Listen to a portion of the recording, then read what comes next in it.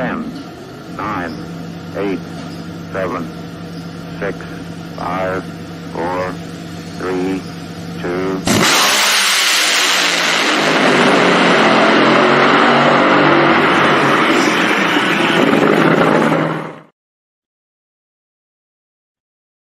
What's up, drag racing fans? This is Competition Plus. It is the Power Hour. Right now, don't know what you're doing, don't know where you're at, but please like, share, comment, and let us know where you're at and where you're tuning in from or where you're at to let us know what you thought of this past week of drag racing. So much going on. But first, Lee, I want to bring on the co-host, Lee, my friend, my brother. Lee, you got to switch that, man. There you go. All right, now we're on here. Lee, first and foremost, I want to say to the Bader family, to the racing family, losing Mr. Bader, what a tough one it was for us all here this weekend after the event in Norwalk. For sure, Bruton Smith, Bill Bader, Ronnie Hobbs in an incident. There's been a lot of grieving and having to give notice and regards to influential people. Bill definitely set a bar that is still being upheld by his son, who we had on the show just last week. There is a Bader way, and he established it and made it famous, and I'm glad that there is a Bader way. So certainly a loss to drag racing, but he was wise enough in his life, though I never met the man, to be able to instill in others to continue on a legacy and a way in which to do things that definitely seems to be a right way to do them. Yeah, exactly. I mean, you know, like you said, we just got to talk to the Bader family last week here on the show before going to the event there in Norwalk, and just the Bader way. I mean, you've heard it, you've seen it through COVID, everything that they've battled through, and you know, to deal with that. You know, I know I sent an email myself, and in there I said, I don't know how you personally feel, because you can send your condolences to anyone and understand, you know, what they're grieving through, but you don't know their exact pain. So to people that actually got the chance to meet him, just remember those moments in your heart and his words. He obviously had words that have touched a lot of people. I've seen pictures, you know, throughout the week that even without being there, understanding what was going on, you know, those pictures did actually speak, you know, volumes of who the person and who he was. So I can guarantee, like you said, in the Bader way, they will remember his life and take that and the memories, and I'm pretty sure there'll be something special done for him through the racing community. Yes, and I imagine the night under fire for Summit Racing Equipment Motorsports Park will be that much more sweeter yet bitter, with it being the first one after seniors passing. Sam, we've got a good show lined up tonight. Megan Meyer will get back behind the wheel in two upcoming events near her Kansas home, one in Eddyville, Iowa, the other one at Mocan Dragway. Looking forward to chatting with her. And Quain Stott is also another individual that has got back behind the wheel, the owner, promoter, the man leading the way in period correct drag racing of the Gasser era with the Southeast Gasser Association. We're going to take a look back at what was Norwalk, and we're going to talk about it. NHRA Camping World Drag Racing Series made its return to America's racetrack, Summit Motorsports Park, for the 2022 NHRA Summit Racing Equipment Nationals in Norwalk, Ohio, and emotions were running high. In Pro Stock, Erica Enders will continue her dominating season, qualifying number 1 and steamrolling the field in eliminations, defeating teammate Aaron Stanfield in the final round yet again to claim her 5th win in 8 races so far this season and 38th of her Pro Stock career. In Top Fuel, Mike Salinas will continue his breakout year in 2022, defeating Josh Hart in the great final round to score a class-leading 4th win of the season and 7th of his career, as he would take over the Top Fuel points lead in the process as well.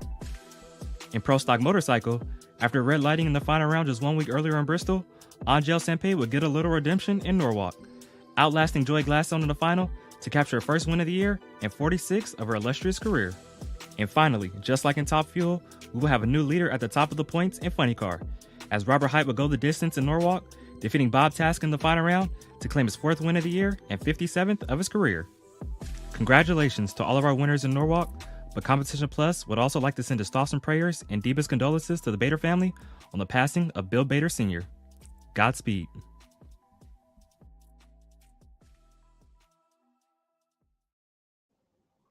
So, Sam, we're not far from having Bobby come on and give us some insider information. I'm sure he's going to be mentioning even more concerning Bill Bader Sr. But top moment from Norwalk, what do you think it is? There's a lot that we could choose from. There's controversy. There's wins. There's performance, lack thereof. What do you think the top story is rolling out from Norwalk? You're gonna put me on the spot here, Lee. Top.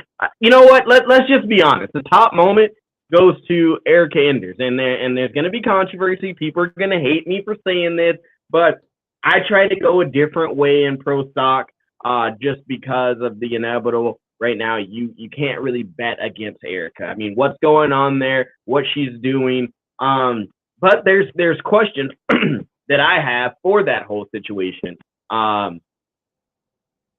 That, everyone's got something to say about it. There's controversy. People don't like her. People love her. People say, I wonder how she's 2,000 faster than everyone else. The top moment goes to her, whether you agree with it or not. I mean, she is putting on a clinic. This is what you call a clinic. I'm going to show up. I'm going to maybe have some mishaps, and then I'm going to come out and do what I need to do and get it done, and then I'm going to back it up on race day. So to me, that's my top moment. Is there other moments, yes, that we can speak of? Of course there is, but I don't know, Lee. So same question. I'm throwing the question back at you. Hands down, if you step away from this event and you're not talking about Erica Enders overall the performance, but just if you isolate Norwalk, what they did in qualifying and then what they do on race day, what a performance. I mean, 5 already in the year. I mean, we would be talking about, look, if we were in a situation where there wasn't a situation where the countdown upcoming and looming where points are going to be reset, we would almost be saying, is it going to get away from the rest of the crowd out there in the pro stock ranks? And I think part B to her being the top story is Elite Motorsports overall, with herself and especially Aaron Stanfield, has shown another level in pro stock that you can operate in. I do want to make mention, though, Kyle Koretsky leading the banner, waving it for the KB crowd. But, wow, yes, I know this much. Yeah. Competitors and people online, if you don't want Erica to win, just shut up. Because it has fueled something this year, her losing that championship and everything that was spatted. And yes, not so nice Erica loves taking Wally's back home. But Lee, like you said there, if we weren't worried about the countdown, if we weren't worried about this, at this point, why are we? Yes, we have to. We know the countdown's there, but if we're looking at it, what's changed? I mean, they had 5 weeks off, and she comes back and she's like, "Hey, Elite Motorsports," and this is what I told someone in the comments the other day. They said, "Well, how is she 2,000 faster than everyone? How is she this? How is she that?" Elite tests constantly. When you think that they're out not doing anything in those 5 weeks, they're testing. They're in their engine shop doing and trying different things. Suspension stuff. I mean, that's what it takes. And then, like you said, if you put the fire on under someone's butt, and I think it went from the driver, Erica, being pissed off and fueled up, which, you know, her team reacts. They're a tight knit family. Their team reacts to that kind of stuff. So if you look at the comments all summer long and all winter long, you see people talking crap about Elite and different people pointing out different people on those teams. I'm sorry, but if that's my job and you're going to talk about my driver and you're going to talk about my skills as a clutch guy, as this or that, you know what? Let's band together and let's show people, hey, be quiet. But at the same time, I'm kind of like, when you have this kind of fire under someone and they're going out and it's a purpose with everything that's being said, if you listen to what Erica's saying, could this potentially, and I don't want to throw this out there, I'm not starting any rumors, but could this potentially maybe be the farewell tour? Like, could she be saying, you know what, I'm going to go out on top? I mean, she's been doing it for what, 18 plus years? So, I mean, you never know what the fuel may be. You do not know. And you bring that up, and I will say, if you notice almost every interview she has done this year, even here on Competition Plus, seen her on Drag Illustrated, whether it's NHRA, Fox, there is communication that is in the past tense, or it is focused on the past. So yeah. It is interesting that you bring that up, and what could possibly be fueling her. Could we see this as a capstone moment for her going out this year? I don't know. Who knows? It's up to Erica. She can do whatever she wants to do. You know, she at one time was thinking apparently about a nitro career, and I don't know, maybe she go do that for all I know. She would be successful at that, and whatever else she wanted to go and endeavor in, she could definitely be successful at. But it is interesting. If you notice the interviews, it is almost entirely in the past tense. Oh yeah, it's a lot of, you know, we struggled for this many years and now we've got to this point and we've been on this ride for 18 years. Like, that was the one that caught me this weekend, was we've been on this ride for 18 years. Like, what do you, like, okay, we get it. We know it's been a while, but so I don't know. I mean, like I said, I don't know anything. Oh, no, I don't either. But it's very, again, you know, you look at over her career, you look at over her time in interviews, and it's very distinct. This is a distinct, I think, difference in the way that she is interviewing and giving an interview. It is very much past tense. And I want to say this too. Let's say she goes out and from here on out doesn't win another race. And I don't think that's going to be the case, but let's say that happens. Erica doesn't have anything else to prove. You know, whenever she is done, if it's this year or it's well beyond, whatever it may be, whenever it is, well, she is the greatest female pro stock driver of all time. There's no way you can get around that. Lee, are you? Wait a minute. We see this conversation has gone on way too much because you now are admitting stuff. Because if I recall, there was a conversation, and you know exactly what I'm talking about right now. Yes, that someone said that Erica is the GOAT. You got mad. I'm talking real. Lee, let me finish. Was that GOAT conversation? Lee, they said that she was the GOAT. Not just a class. No, they said she was the GOAT. Overall. Period. Boom. Shakalaka. Boom. They said she was the GOAT. You said and got all in your feelings and went on a little rant on your show. Hey, all due respect. You went on a rant, but now you just said it. So you're backtracking. And speaking of interviews, let's change the subject here because we can go on and on about this. Speaking of interviews, a little controversy maybe. People are taking things one way or things are said another way. Lee, it was set up here by Drag Racing Central Interviews. What do you think about the interview that was had on the top end? All right, so I think you're referring to the one that is Steve Torrance and Amanda Busick, and I'm going to bring it back split screen because I haven't seen it. I don't know, man. I don't know exactly what happened.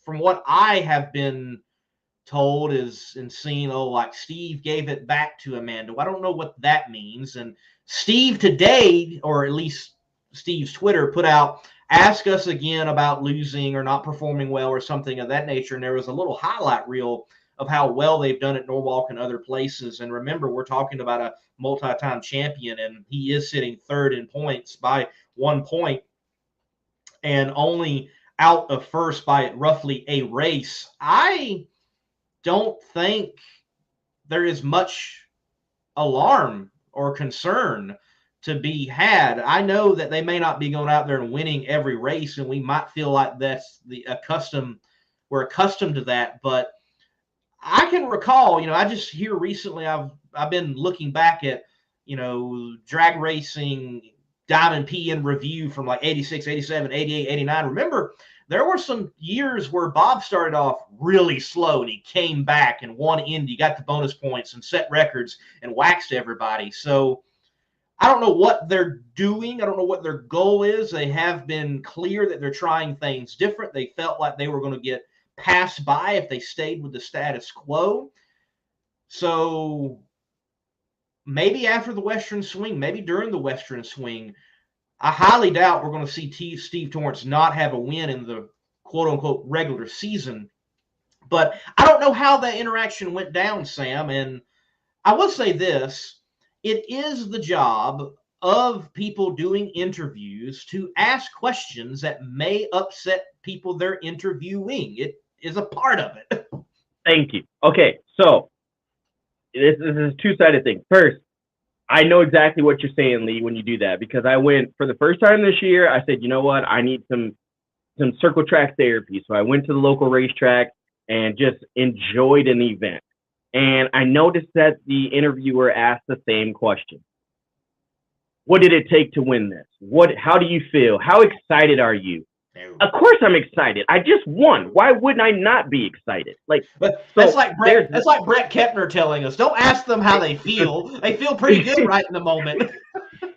Exactly. So those questions kept going on, and I leaned to my buddy and I said, dude, this guy needs to change up his whole question there because this is just horrible. But secondly, so the interview, if you haven't seen it, it's actually on Steve Torrance's Facebook page right now. The clips of it. And basically, Amanda asked a question and he goes back and just says, why is it always negative? Why are you always asking, or why is the question always, how are we doing, or what can we change to do this, or in a nutshell, basically talking about their shortcomings because they haven't won the race yet.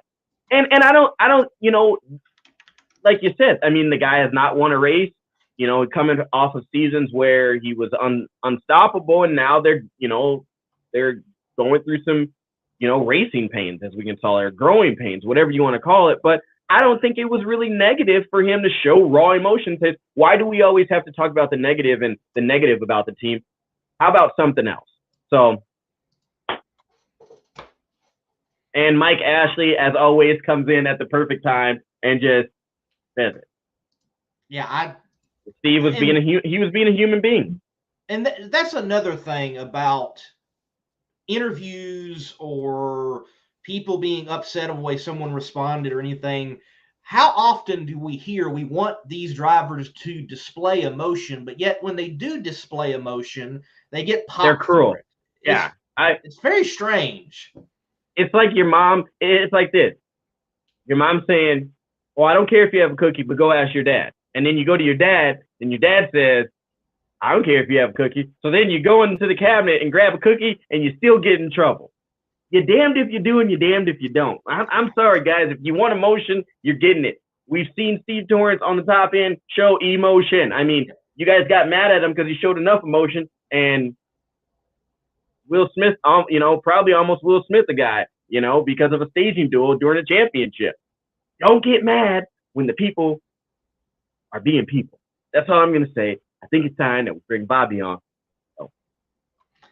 I think it is a good time. We definitely need to hear from Bobby. There's far more that we can talk about from Norwalk because there was other emotions displayed elsewhere in the race. But we're going to take a break right here. Weldon High Performance brings the Competition Plus Power Hour to you on the competitionplus.com platforms, which is the website itself, Facebook, Twitter, Instagram, and make sure you're subscribed to the YouTube channel.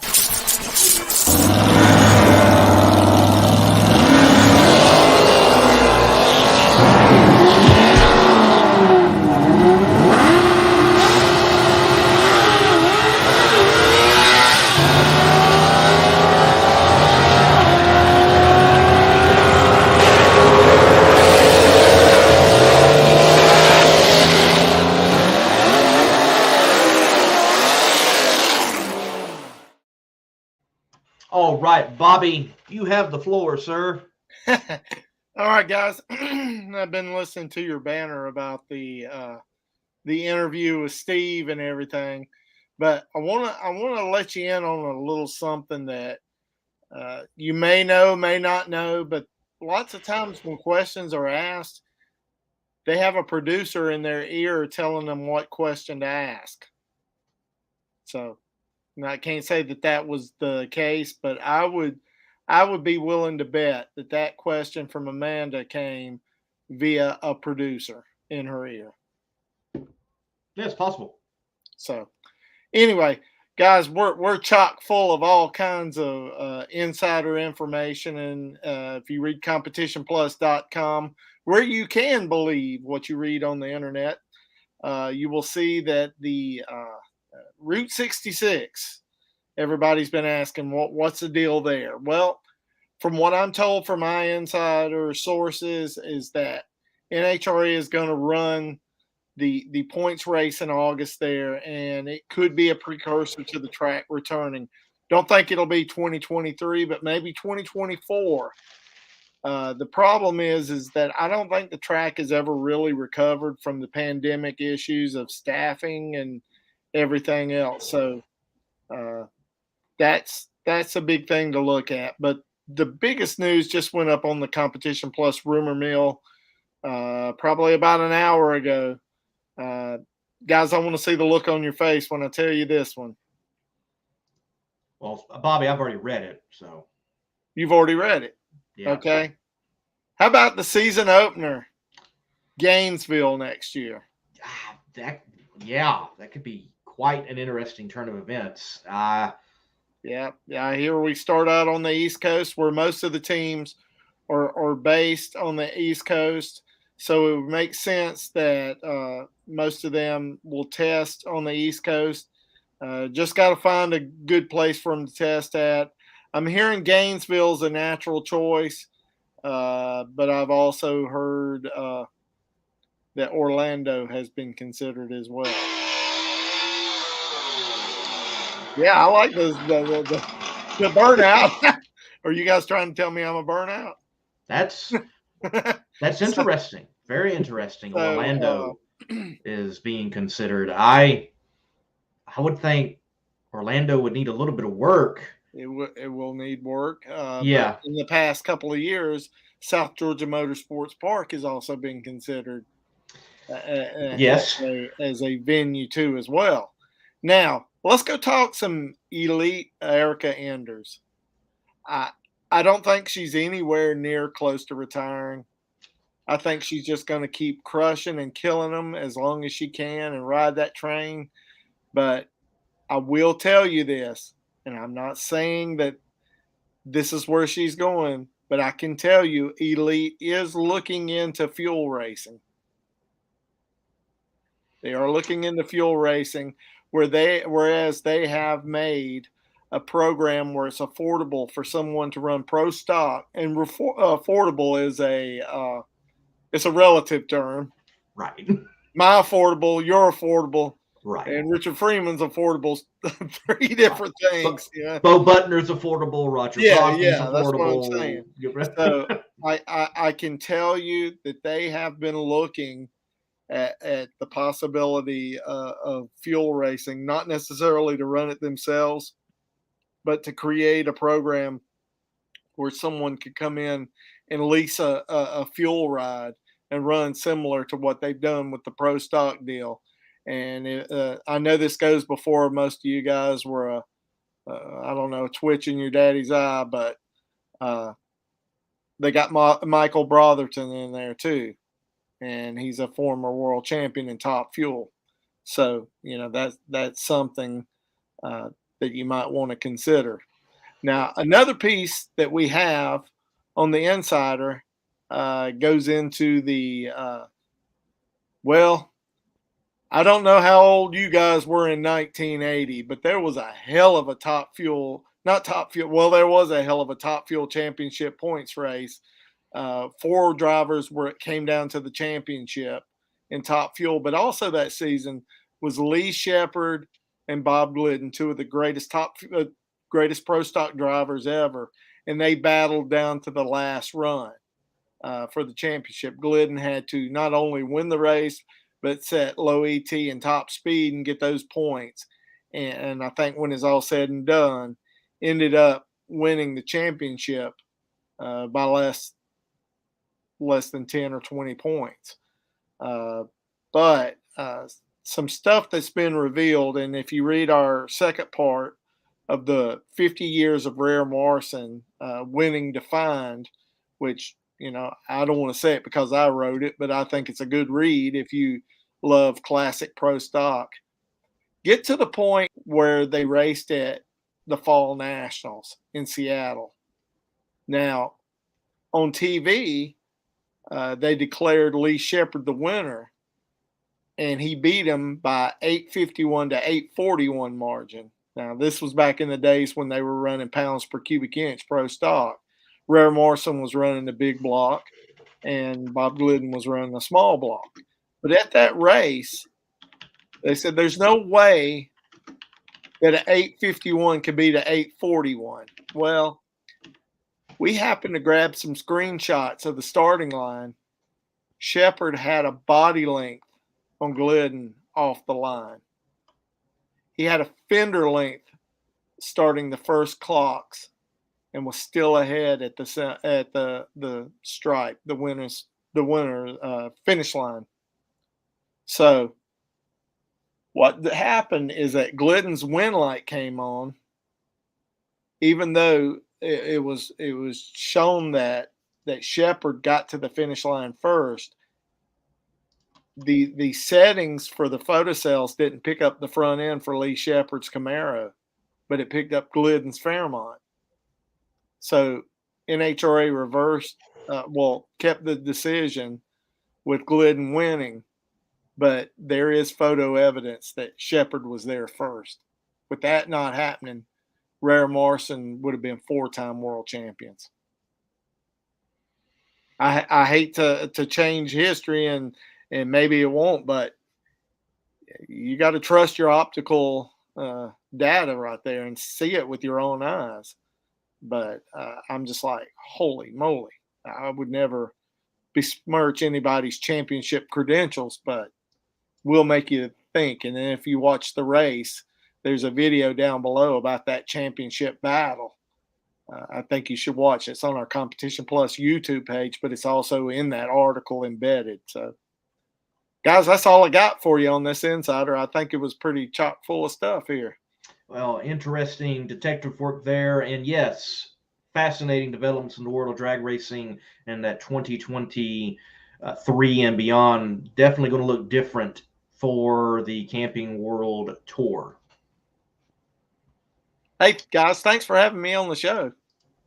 Thank you, Bobby. Look, we're going to transition right now. We're going to drop you out, and right after this break, we're going to bring on Megan, and we're going to talk to her about her return behind the wheel. So, folks, if you want to have the best lights that you can get for your old hot rod, it's Holley.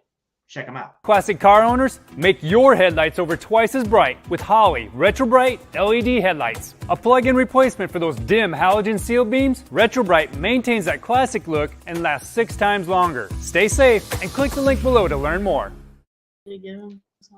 Miss Megan Meyer, how are you doing this evening? Hi, guys. I'm great. How about you?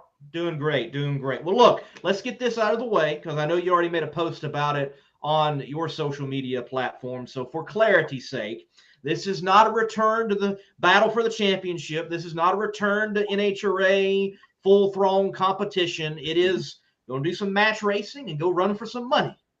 Yes, you're exactly right. So I'm only going to be doing 2 events. The first one is this weekend. So we are returning to Eddyville for the Night of Fire. And what's really cool is this will be my first time racing at Eddyville with the Top Alcohol Dragster. So I raced there quite a bit with my junior dragster back in the day and got to watch my dad match race there. So it's going to be really cool to now be in his shoes and then bring my little baby along with us so he can watch me race. And then 2 weeks after that, I'll be doing the Nitro Chaos, which was the first race that really planted the seed of me coming back, because the Nitro Chaos event is going to be at Mocan, which is my second home track outside of Topeka. And, first event of having the Nitro Chaos there. It's the 60th anniversary of Mocan. And, they're paying big money for it. So that was what really brought me back into Top Alcohol Dragster. And then from there, the match race at Eddyville came up because they needed some more racers to come out. And, what's cooler than watching 2 Top Alcohol Dragsters race against each other? So I'm excited for both of those. And I'm looking forward to coming back. But like I said, it's not a true comeback to NHRA. And with that, Lee and I got the chance to talk about that, and we've talked about it a lot on this show. These bigger money races, these match races, it's compelling to a lot of people that have kind of stepped away from NHRA. I mean, Lee's always got this thing with Wes Buck. Is it the money or the what, Lee? Is it the money or is it the prestige? So for you, Megan, how does that feel to know like you still have this opportunity to come out and do something fun? Hey, maybe walk away with a nice payday. Yeah, it's fun just to have this other type of competition with it. So we were racing for prestige, and our team is still very strong in chasing the championship this year with Julie Natus behind the wheel. But this is just kind of my chance to have a little fun with it, relax a little bit, not be as pressured to chase points, try to chase the championship. And, I'm still trying to, have a family and raise my boy over here. So I don't want to get too serious with the travel and everything that comes with following the NHRA tour. So just kind of the best of both worlds for us. So, and as you guys know, we also have the funny car. So we're going to try and bring out the funny car for Nitro Chaos. It's not quite ready yet. So we're going to see if we can test next weekend, because we have that weekend off, and see if we can get that funny car ready for Nitro Chaos for Julie to come drive. So you mentioned the funny car, Kroger Sucks 45. There's a whole story there. Great handle on YouTube. But any chance you might try out the funny car eventually? As of right now, no. I really have no desire to hop in the funny car. And it's kind of Julie's deal that we have going on right now. So, maybe down the road, if we get it running really well, maybe. But I know Rachel is probably going to be the next in line, because she's really, like, if she wasn't pregnant right now, that's what she'd be driving. Gotcha. And when it comes to the match racing at Eddyville for their Night of Fire, and what a great location to have any big event, such a beautiful facility that Gerald has got there in near Oski, as everyone likes to shorten it. But who will you be match racing? As a fellow team member, correct? It is. So it will be Matt Sackman, who already has one win this year for us. And this will actually be the first time that Matt and I will be racing against each other. So he's raced with Rachel, he's raced with Julie, and he's raced by himself. He's gone. And so that win he got earlier this year was the Indy regional race. He was off by himself with our crew guys with the car. My dad was tuning it over the phone. So he knows what he's doing. He's actually going to kind of be running his own show there with us. And so it's going to be really cool to know that, to see it be Matt and I for the first time.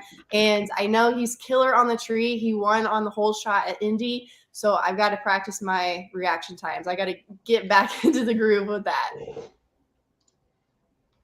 And so how do you feel about that? I've got the chance to talk with Matt a couple of times, and he's been testing in Antron's car and doing some different things. So, I mean, he's staying hot and heavy and getting into it, and you're coming back. So do you think he may have a slight advantage, or do you think you can get into his head enough and tell him, hey, I got this one?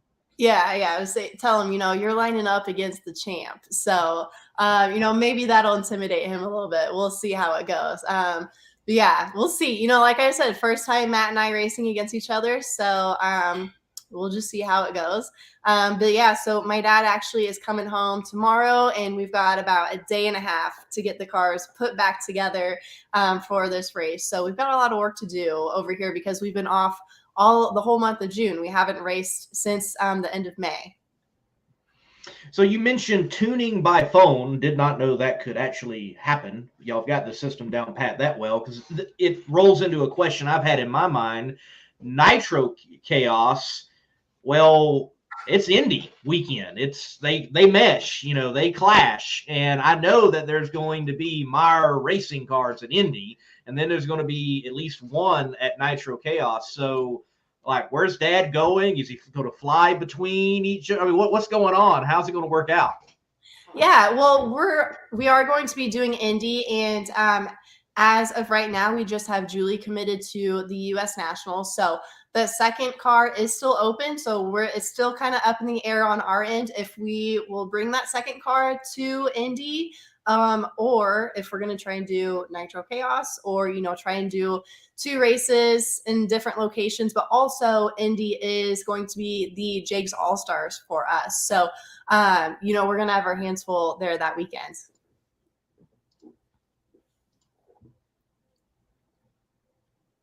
So, taking a step back, you started your family. You've been doing some kart racing as we've been all kind of following along. How has it been, looking at racing, I guess, not completely from the outside, but taking a step back and looking at racing and what it's been for your life for so many years? How have things really changed? Yeah, it's been good to kind of get back to how I grew up was standing on the starting line with the guys, watching my dad race. And so it's really cool to kind of get back to that, seeing that perspective, being part of those celebrations on the starting line, which is, I love that. And I miss that part when you're at the opposite end of the track. So it's really cool to be a part of that again. And also, I was back behind the camera doing pictures and videos for our team. And then I also help out a couple other teams doing media for them. So last year, I went to about, 5 races I went to last year while I was pregnant, and was, doing media and helping out in the pits wherever, whenever the guys needed help from me. I was really limited to what I could do. I remember one time they were changing the block, and I, just instinct to go in and kind of help them. And they're all just like, no, Megan, we've got this. So I did what I could last year. And then Henry came in August. So kind of missed out on that last couple of months of racing. And what's really funny is he was actually about 3 weeks early. And so he was due actually the same weekend as the Topeka National event, which thankfully it was Topeka, and it was the closest race that the guys could be at, close to home for us. And so we were just always going back and forth. It's okay, my dad was okay, do we go to the race, or should we skip that weekend and stay home just in case, if Henry comes? And I remember, excuse me, there was one time when we were planning out the race schedule, and my dad asked me, and he was like, can we have Henry on Monday after the race? And I was like, I will try. I really can't control this. Excuse me. So I guess it was kind of a blessing that he came early, so that way the team could go to Topeka. And what's really cool is that Rachel won the Topeka Nationals last year, and also my cousin Dusty won it, who races in the Top Sportsman class with his yellow truck. And so it was great family weekend for us because it was also a memorial to my Uncle Joe, who passed away last year. And so it was cool to get both of the Meyer cars in the winner's circle again, which we were able to do 2 times while my Uncle Joe was with us. So it was a special weekend for the team. I was not able to go out to the track because I was at home taking care of the newborn, of course. But yeah, it was a good weekend. And last year was, as you guys know, Rachel won the championship. So it was a great year for our team as well. And I know this year Julie is second in points. So we've got a big battle to, kind of get that 4th championship in a row for our team. So I know the team, the guys are putting in a lot of work, and, we kind of struggled at the beginning of this year. And, the race shop is at home. And so my dad literally spends every single night and all weekend long working on the cars. When he's not at the office at our, regular job, 9 to 5, then he spends every hour that he can in the race shop. So I know, competition has really stepped it up this year, and NHRA has changed the rules for the top alcohol, the nitro cars. So it's been a challenge, but I know he's been trying to put in the work to just be, that 1,000th quicker where we need to be. Well, we know that Mr. Meyer will definitely put in the work to get right back on top. And do you feel like that you all have crafted a program that, I don't want to bring the program down at all by saying this, but I want to put it in the sense of, like, you got minor league baseball and how it feeds into Major League Baseball. And you've got, like this year, Hunter Green, Trip Shoemake, Sackman, and Natus. And I'm sure there's even more that are wanting to sign a contract and hop into a Randy Meyer Racing car. Do you feel like y'all have provided within the NHRA this feeder element to get people trained up, ready to go to the professional ranks? Yeah. And, that's kind of been just, the direction that we've been heading in with it. And, Justin Ashley went through our program. We've had Alan Bradshaw. We've had a handful of top fuel drivers that, made their first step by driving one of our top alcohol cars. So, and that's also why we are doing this deal with the funny card, because to go from a top alcohol funny car to top fuel, whether it's Dragster or the nitro funny car, is completely different. I mean, the motors, nothing is really the same other than just the chassis from top alcohol to nitro funny car. And so that's one of the reasons why we're creating these this nitro top alcohol version of an A-fuel funny car. And so that way it's just a very easy transition for someone to go from that into nitro funny car. So, my dad started the rental program in the early 2000s. It was about 2002 was when we really started it. And Gary Ormsby Jr. was one of our first drivers to be a rental driver. And that was where we first set the record of running in the team. So we ran a 5:13 all the way back in 2002 with a brand new driver. So, my dad knew early on this was something that would provide racers with the chance to drive, because it's very expensive to run a top alcohol car. And so not everybody has the means and the funding to do so, and to be able to get a whole crew to go with them. And so that's where, my dad always says that he loves the fact that he can put a smile on somebody's face as a rental driver, by doing this operation, because they probably would never have that chance if they try and do it on their own. And so, he loves that opportunity that he's giving to racers. It's of course helping out NHRA and helping out just the motorsports industry as a whole. So, just for it to be that feeder for top fuel, like you said, that's always just kind of been the direction we're going in. Not everybody wants to be top fuel driver. Myself and my sister are, included in that category. And, there's also been a handful that have been through the program that, that was their goal. They did not want to go to top fuel. So it's perfectly fine.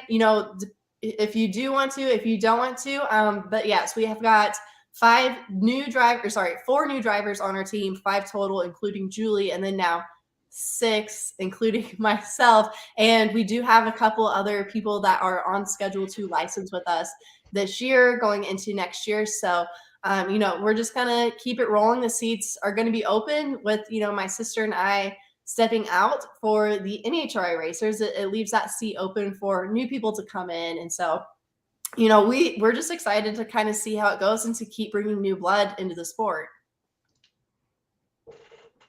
Keeping the family tradition going. And then you talked about some of the things that you do. You touched on it with social media and helping people, understand how to get marketing partners and to promote themselves. So is that something that, you're stepping away from racing and you're going into that? Touch on that. And is that another opportunity that Meyer's Racing, provides for drivers and for potential clients to, help them grow and get to whatever their end goal is? Yeah, so when a racer does join our program, they kind of do get access to me and my services, which, that really wasn't something that we thought we would have. It's just kind of something that has naturally progressed over the years. And so my background is in graphic design, and I went to college knowing that, hey, I want to study something that will help me with racing, because I knew as soon as I graduated from college, my goal was to just race full time. I wanted to be able to work and do something that I could do while traveling. And so graphic design was a natural fit because all I need is a computer and an internet connection, and I can pretty much do anything that I need to from there. So I went to college knowing absolutely nothing about it, and I learned so much. And I wanted to give a shout out to Pittsburgh State University in Pittsburgh, Kansas, which is about 10 minutes from Mocan,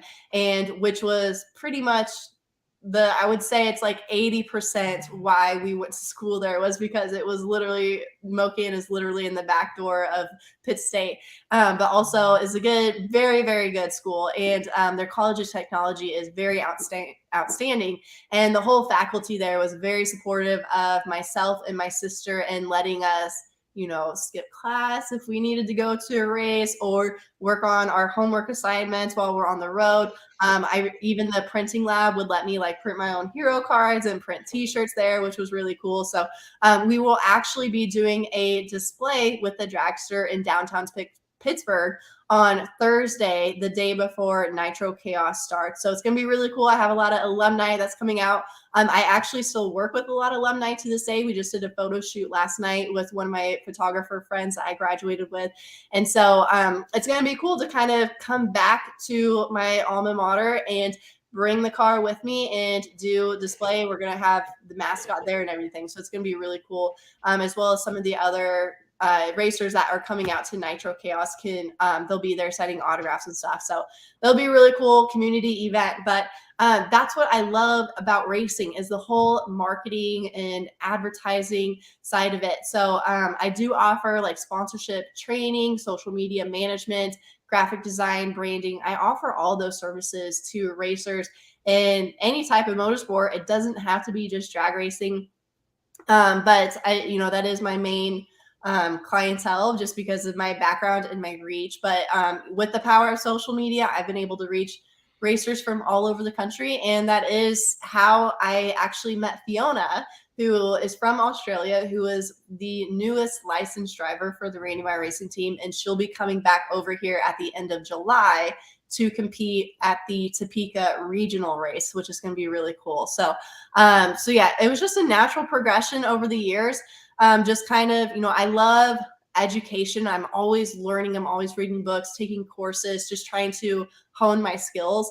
And so I just try to take what I learn and apply it to racing. And then once I nail it down, then to, offer it to other racers. So that way they can, extend what they're doing and hopefully get more funding for them to keep racing. So that way we can just, as a whole, help improve the whole motorsports. And speaking of marketing, these upcoming races, the car will not be blank.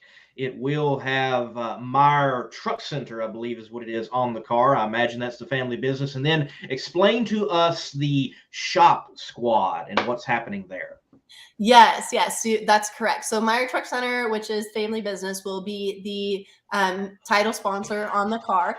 And Shop Squad is a branch of NGK Sparkplug. So as most people know, NGK was my title sponsor for the last 3 years that I raced, and then they stepped up to be the title sponsor of Rachel with their brand that is the NTK sensors, the green. So so my car was always the red NGK. She had the green NTK, and now it's going to be my color blue because that's my favorite color, tied in with yellow, which is for the shop squad. So the shop squad is something new that NGK is coming out with, and it's a training program that's for automotive technicians, mechanics, retailers, anybody that works in the automotive aftermarket industry. And so they have an online portal where they have video trainings, they have a private community, so that way you can talk to other professionals, other people, in your field, get feedback, stuff like that. And so it's a really cool high-tech training portal that they have just come out with. And so we will be promoting that. And I've got information about that on my website. There's information in the press release that you'll see on Comp Plus and Drag Illustrated and all the other websites that shared it. And so, but if there's anybody out there that wants to learn more about it, you can go to shopsquadonline.com, and there will be an area you can sign up for free. And at the bottom of the form, there's a spot to put a code. If you put the code RACE22, RACE22, then you will be entered into a drawing for a solo stove that is, of course, branded with Shop Squad. So it's something really cool that they are doing. And, it's just something new that they're coming out with. Because the market is changing with COVID and everything. So they want to really get in on the educational part of the automotive aftermarket. Awesome. Getting involved in every little thing. There's a bunch of questions coming in. I don't know, Lee or Megan, how many you want to dive into. I know people are saying that Myers is a powerhouse. The team keeps producing winners. Another question was, what's the plan for Julie's future? I don't know if you want to dive into that or if you want to leave that open. That's totally up to you. Yeah, well, I'll just say this. I'll kind of leave it open because I don't know exactly. We just kind of go year by year basis with her. And I know she's made this very clear that she wants to go Top Fuel. And, we support her 100%. So whenever she is ready for that next step, we'll be there to help her graduate and move on. But as of right now, she is going to finish out the rest of 2022 with us. And then we'll just kind of go from there, see if maybe she wants to do a little bit more with the funny car, if she wants to stay in the dragster, or if she does want to take that next step.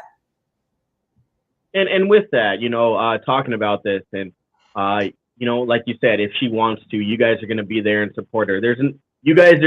It seems like you guys are doing this program, like Lee mentioned too, to help people grow and to, progress the sport. How does that feel for you guys, knowing that you've had, names like Justin Ashley, work with you guys and be a part of your team and then move on and see their performance and their career blossom into what it is?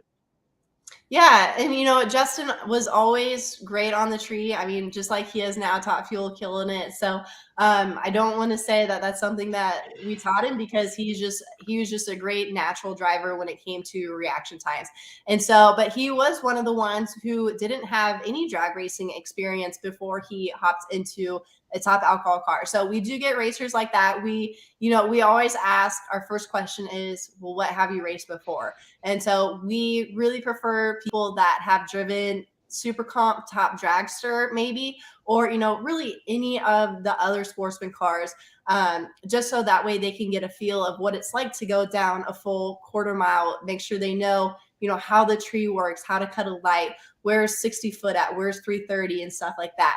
Because, there are a lot of people that do call up my dad and say, hey, I want to drive. And it's like, okay, well, what have you driven before? And most times they'll say absolutely nothing. It's like, okay, well, you just can't hop into a dragster. So we do partner up with Frank Crawley's drag racing school sometime, and we'll send some of the people down there to get some more experience. But it's just really cool to kind of be able to have this program, and we have been doing it for so long. And what's really awesome is that, even though we have brand new people come in, we are still able to take them to the winner's circle, which, teams struggle for years to be able to win. And then we just, bring in this brand new driver. So it's just, goes to show how great of a job my dad does with tuning these cars. He knows exactly what to do. The crew guys on our team have been with us for years, so they know, they have their own routine. And like I said, they can go to the track by themselves and do it without my dad there, breathing down their backs. And so just our whole team, our whole operation has just improved so much over the years. It has not always been like that. We've struggled. We've been down in the dumps where we went years without even getting past first rounds. But we never quit. We kept fighting. And, like I was saying, just trying to find that thousandths of a second that's going to make us a little bit faster. So just keep tweaking and tweaking. And, one of my favorite mottos that I post on Instagram all the time is 1% better every day. And that's something that my dad applies when it comes to the motors and making our cars better, faster, stronger. So just 1% every single race, and by the end of the year, you're going to be so much better going into the next year. So we're always tweaking, always testing out, trying new stuff. It doesn't always work, but we're able to figure out what does and what doesn't, and go from there. So and that philosophy can, it really does apply to really anything in life, whether it's racing, work, personal life, any type of competition or sport. All right, Megan, my last question for you. The upcoming match racing and then elimination racing for the money at Nitro Chaos 8th Mile, and at least in Eddyville. I haven't been to Mocan yet. Eddyville's known for not having the longest of shutdowns. What do you expect ET and speed-wise out of your Dragster? And also, in particular with Nitro Chaos, you're going to be lining up against vehicles that I imagine you've never lined up against. What do you think about all of that? Yeah. Oh, I'm so excited. So I have not gone 8th Mile racing since I raced Super Comp. And so it's going to be a little weird to be able to only go like 2.5, 3 seconds on the throttle and then get off real quick. So I'm going to have to train my brain once I get to Eddyville to make sure I lift early as soon as I can. And I know my dad already said we're going to be having a big burnout competition between me and Matt. We're just out there to have fun. We're out there to, make sure the fans have a good time. A lot of my in-laws family lives in Iowa, so a lot of them are going to come out, and it'll be their first time ever seeing me race. So it'll be really cool to kind of show off to them, what I can do. And so I'm looking forward to it so much. And like you said, racing against people that I've never raced against at Mocan. I know, I'm really excited. I'm looking forward to it. And it's going to be really fun. So at both races, the whole goal of this is just to race and have fun. But my competitive side is probably going to be coming out. So I'll probably want to, win and do the best that I absolutely can. But until I get to Mocan for that race, we're just going to have fun with it. And that's the whole point of me coming out. I didn't want to have any stress, any pressure, making this comeback. And to be honest, I really didn't even plan this until 2 months ago, because the Mocan race was on our schedule. As soon as we heard that Mocan was going to have Nitro Chaos, my dad was like, yes, we are doing that, no matter what. But then it's okay, well, who's going to drive? And so it was going to be Rachel, but then she got pregnant. So obviously she can't do that. And then, the next natural choice is for Julie. And it's still up in the air if she wants to do that. If not, because it's not an NHRA race. So she does not have to do it if she doesn't want to. There's really, she's not going to get any points or anything from being there. It's just something that is for fun. And so then it kind of trickled down to me, and I was like, well, hey, what if I do it? That'd be really cool to come back and race at Mocan. That track has a lot of history for us. And I was like, yeah, that would be cool, actually. And then the idea came up about Eddyville because they were needing a couple more cars. And we were like, well, hey, if we're going to do this one, we might as well do this one as well. So it really was not anything planned, nothing like really in the works except for the past 2 months. And I've been working hard on trying to get sponsorships because, like you said, the car's not going to be blank. I don't want to come back with a blank car. So very thankful that NGK Spark Plugs and Shop Squad stepped up. I reached out to a lot of companies, putting into work what I preach when it comes to sponsorships. But the fact that it was such a short deadline kind of really hurt me when it came to that. So very thankful that Shop Squad's going to be on the car for the 2 events. And I'm just looking forward to having fun, coming back and being more relaxed with it. And hopefully we go fast, but the goal is just to get down the track.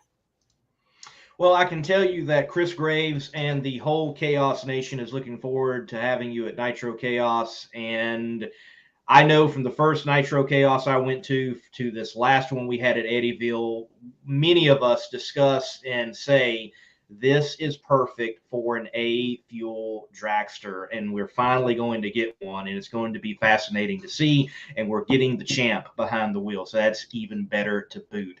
Megan, thank you for your time. Thank you. Whoa, Lee. Oh, you're not going to cut me off. I do. And Megan, okay, this was for you too. What? No, see, he tries to do this because he knows what I'm going to do here. Megan, Lee's talked about getting behind the wheel of a car a couple of times. You guys have got a stellar program. They'd have to make a wider chassis, or I'd have to lose a whole lot of weight. I know that right now. Is there any way that we can work this deal with Frank Hawley? Because I think it is time that Lee finally, he's been talking all this smack, and last week he was saying how he's more consistent than I was on the practice tree and all this. I just think it's time that we finally, get this done, because all this smack talk, and he's at all these funny car chaos events. How at this point, I'll take the funny car. How do we do it? Yeah, well, what? The funny car is actually more narrow than the dragsters. Oh, so that hurts. That hurts. Yeah, so the dragsters are actually built to fit someone my dad's size. So I don't know how tall you are, Lee, but he's a pretty big guy. So I'm sure you won't have any problem fitting in the car. See, I'm vertically challenged, but I'm not with challenge. See, that's the problem. Yeah, well, you know what? They'll make seat inserts for you. And actually, a lot of our drivers, other than me and Travis and Matt, they are also vertically challenged, but they are also girls. So we've got plenty of booster seats to get you closer to that steering wheel. Yeah, I wonder how Hunter straps in. Like, there's nothing to strap down to. Like, you can get some more meat on you, Hunter. Yeah. Lee, you have to take him to Fogo de Chao or whatever it is and teach him about the bottom bacon. Right, the bottom bacon. Fogo de Chao. That's exact. For sure. So, for sure. But yes, Megan, I had to throw that in there because Lee keeps giving me crap, and I just think we need to have a power hour race some point, sometime. Would be cool. But yes, thank you for your time. Thank you for opening up and letting us know, what's in your future and what's going on behind the doors of Meyer Racing, and we can't wait to see you at a track soon. Yes, thank you guys for having me on. I appreciate it. And Lee, you should come out to Mocam for Nitro Chaos, and we'll get you in the seat of the car. Well, I will be there. I'm the pit reporter for the series. Yeah, perfect. So I'm there, and you're like top story already. So I will be stopping by, and you're going to be on camera, and my eyes are on Eddyville for sure and what happens there. So yes. So that means that race, she gets to take the camera and record you getting in the car. Yes, cool. We will do that. We could do that. I've already had my camera stolen. Well, not my camera, but my mic was stolen by Veronica Gallegos's daughter, little Kennedy, and she went and just interviewed everybody. I'm like, I've lost my job. This is. It was fun. It was fun. And look, fun having you, Megan. We're going to let you go, and we've got to get Quain Stott on, another individual that has returned to being back behind the wheel. Thank you, Megan. Thank you, guys. In the race for quality, there is no finish line. Jerry Bickle Race Cars is a one-stop chassis shop for drag racing performance parts and race components. For over 50 years, Jerry Bickle Race Cars has been an essential part of racers' plans for building world champion race cars. Our parts department is stocked with every part a racer might need. Log on to jerrybickle.com for more information. We build anything with doors. jerrybickle.com. Maybe it's burned out by Stott. That car got a little bit worse. Stott always likes to do a dry hop right now.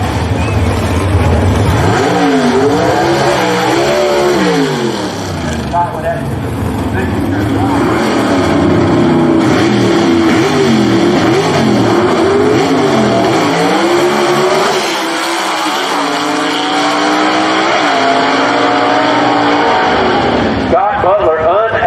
Take that bounty that West Virginia Bones has got on Quain, Stott.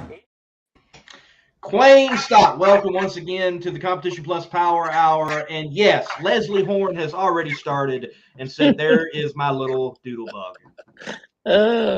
I'm going to go ahead while everybody's listening. Leslie Horn challenged me to a match race or a grudge race, one-run race.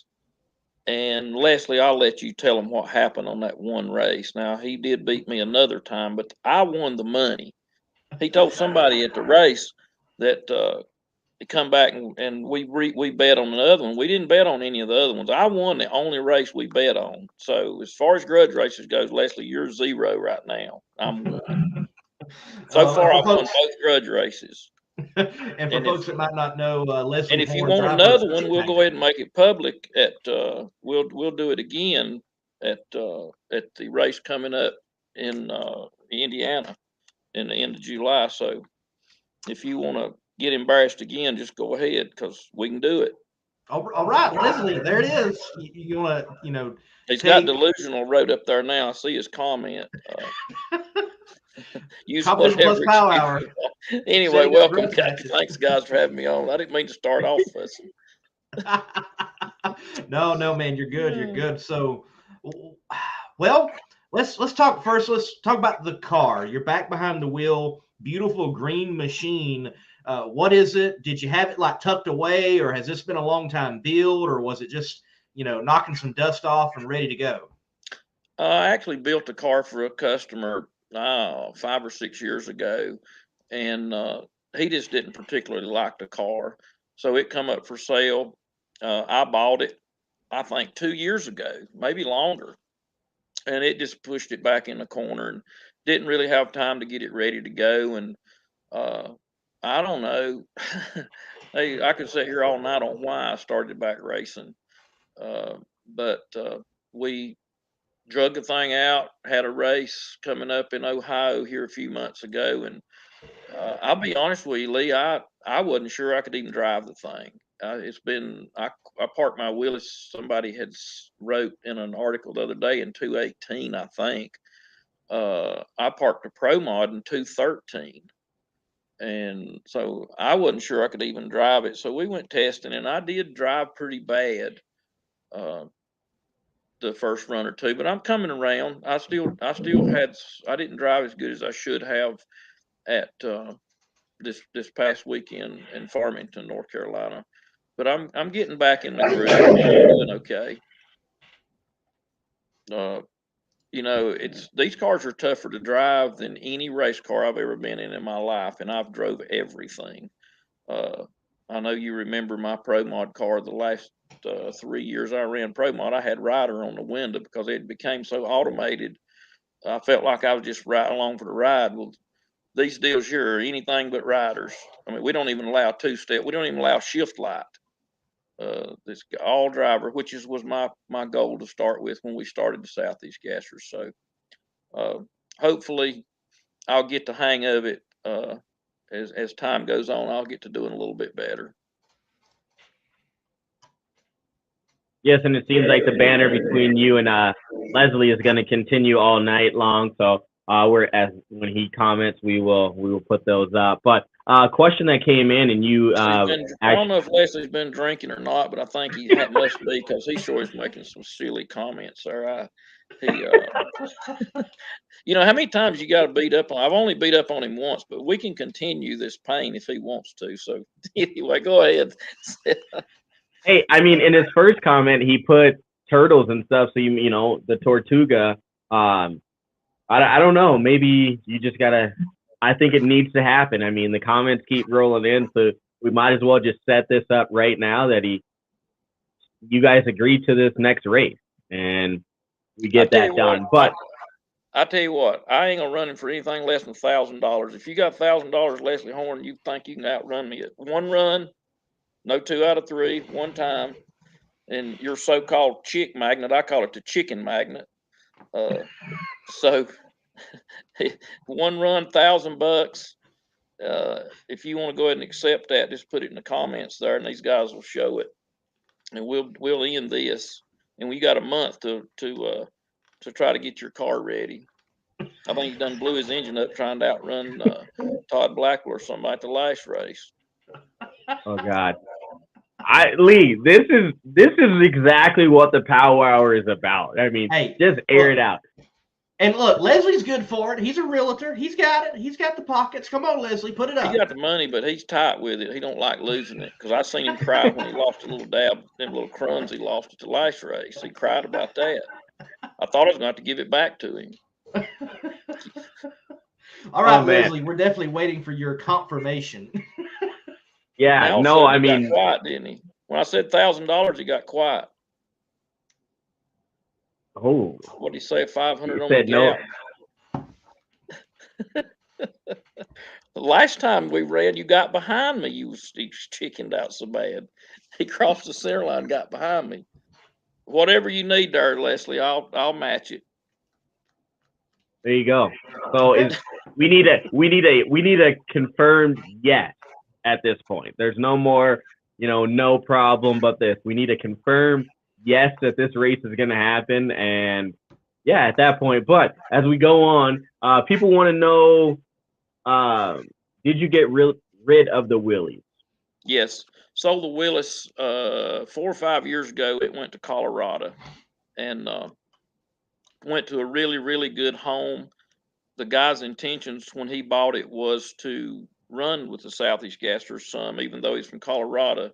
But he had some issues. His business took off, and I think some health issues in the family. So he hadn't raced with us. He has raced a little bit with our Texas division, but hopefully we'll see my car back. It's still painted just like it was. Still got Grand Illusion on the door.